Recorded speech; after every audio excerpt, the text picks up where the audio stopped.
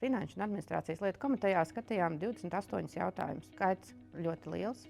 Jautājumi, kas tiek virzīti uz domas sēdi, arī ļoti dažādi. Lielākais vairums ir vērsts uz to, lai iedzīvotāji mūsu novadā justos daudz labāk un pakalpojumi tiktu saņemti daudz labākā kvalitātē. Skatījām jautājumu par Robežu novada ambulanci.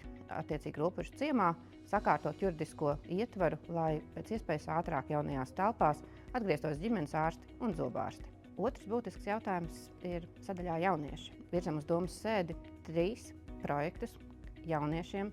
Vienu, kas veicinās starptautisko sadarbību un jauniešu līdzdalību, otru, kas stiprinās jauniešu rīcības politikas izstrādi mūsu novadā, un trešais, skatoties tieši par digitālajām prasmēm jauniešiem. Šodien arī uzklausījām gan iedzīvotāju, gan ekspertu viedokli par publiski apspriešanu nodotiem saistošiem noteikumiem par atkritumu apsaimniekošanu. Šie ir saistošie noteikumi, kuri jau kādu laiku ir mūsu redzes lokā.